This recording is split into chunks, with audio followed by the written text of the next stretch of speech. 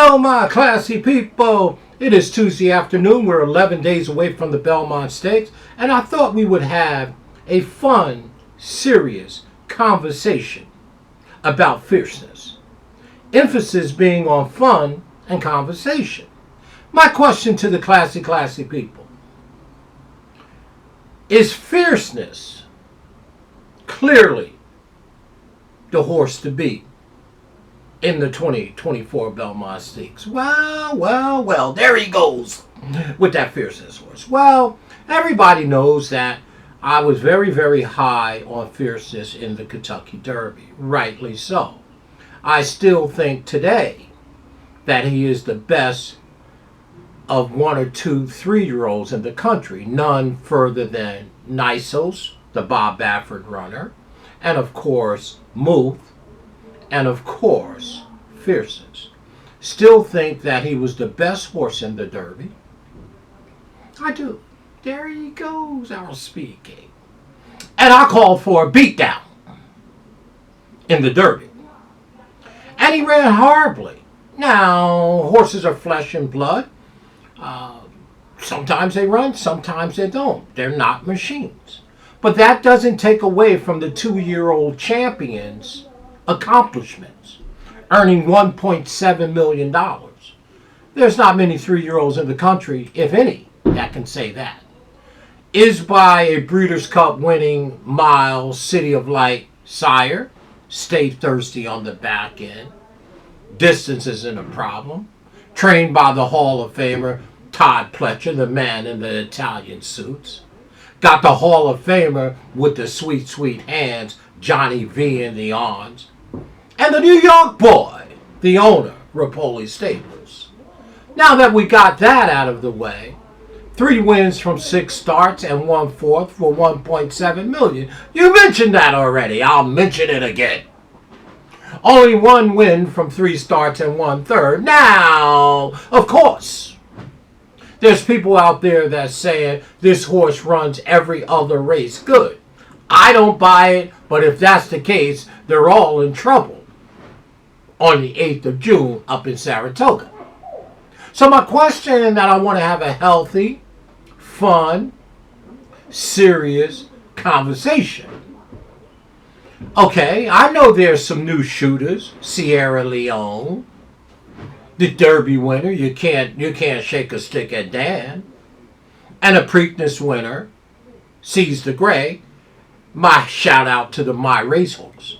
But the fact of the matter is, these are young horses with 4 and 5 and 6 starts. Okay, they're still learning how to run.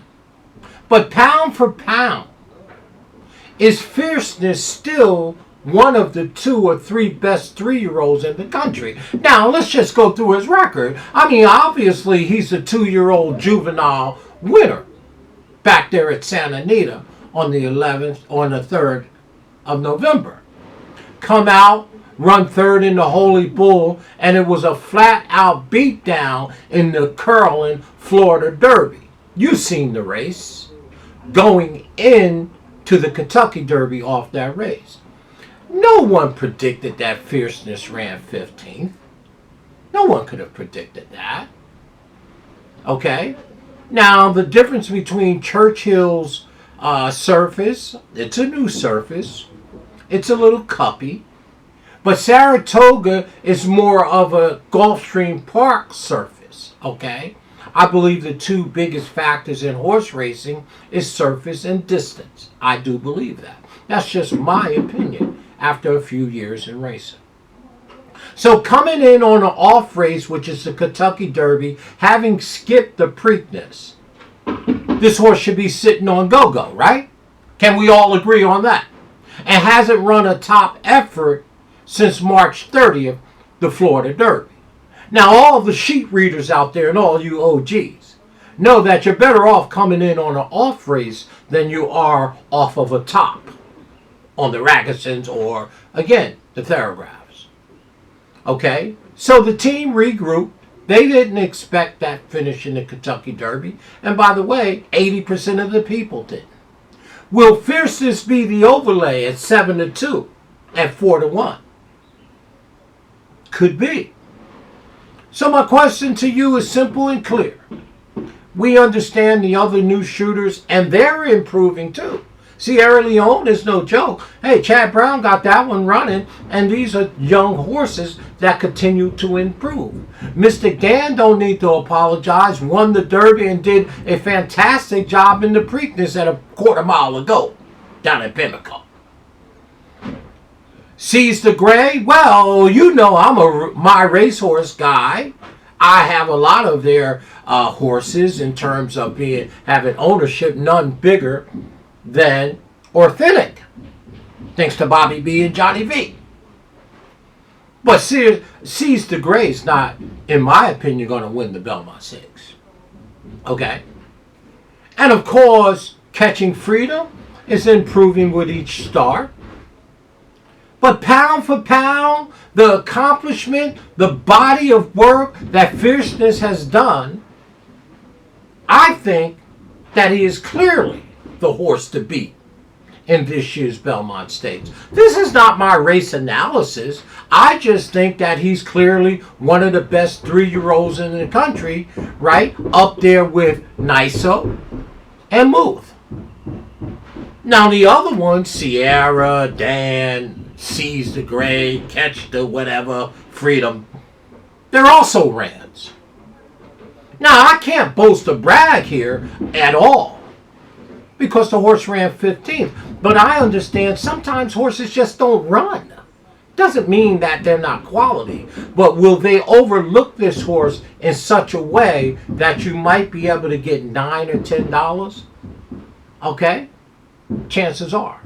But as far as I'm concerned, it looks like it's going to be about a 10-horse field. This horse is freshened up, coming in on an off race, and still to today owns the best speed figure of them all coming out of the Florida Derby. Okay? And he is the 2-year-old champ. Let's put a little respect on his name. Now, I'm not going to not give Mystic Dan his due. He hit the high note on the first Saturday of May.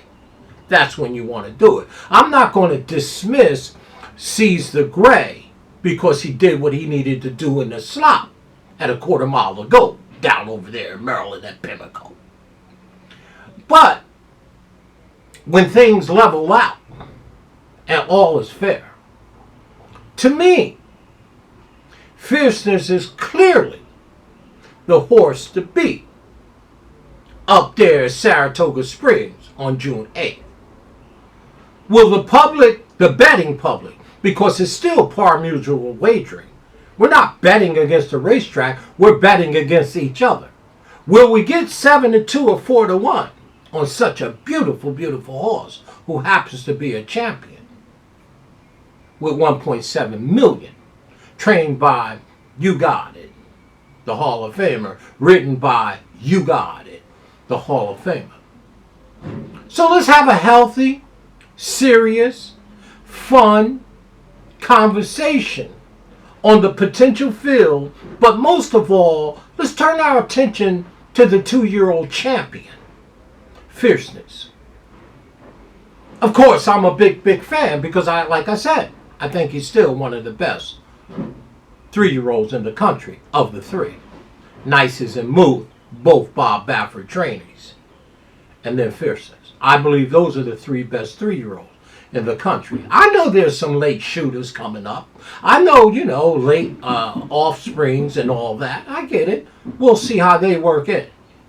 But on June 8th, if you get 7-2, 4-1 on a champion who threw in a clunker, I throw in clunkers all the time when I show up for work on certain days.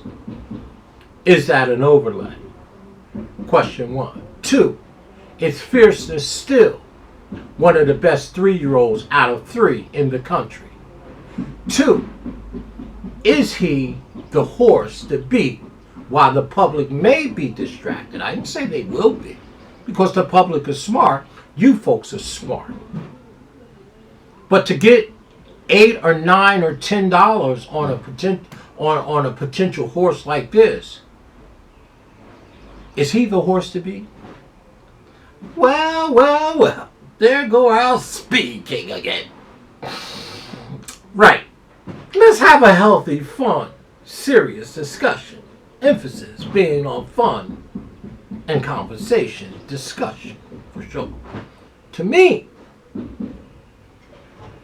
this might be a beatdown coming off that Derby race up at Saratoga Springs on the 8th of June. Fierceness might win by 10. He's that good. The race that he ran in the Florida Derby and that surface at Gulfstream is more vindictive of the surface up at Saratoga and not Churchill. Do we have a chance to make a big score? So my question is simple.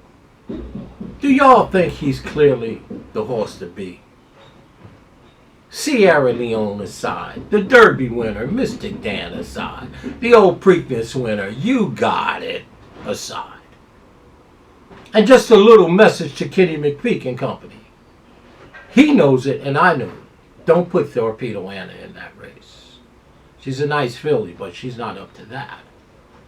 And if I was you also, Kenny McPeak, who I love, I would scratch Mystic Dan because he knows if Fierceness turns loose, this is going to be a sheer beatdown, which we should have saw in the Kentucky Derby. It's still, in my opinion, just think the horse had a bad day. Who doesn't? We're all flesh and blood. There it is, folks. Let's have a healthy, classy discussion. Please don't come. I know the community won't come, but the outsiders will come with nonsense, with comments, and I won't entertain it. If it's not classy, you'll be gone.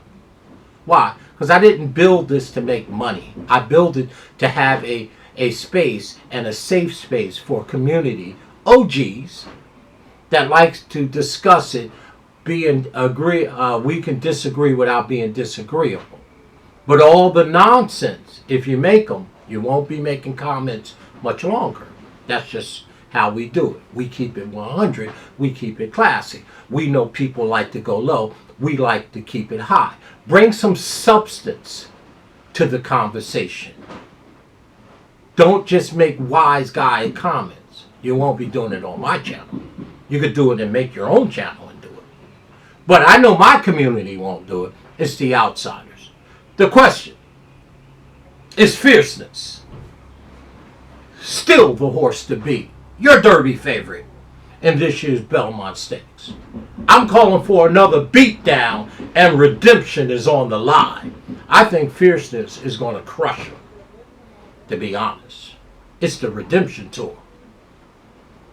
That's the Speed King. Let's have some fun. Let's have a healthy discussion. Talk to y'all. Well, there he goes. That's our Speed King.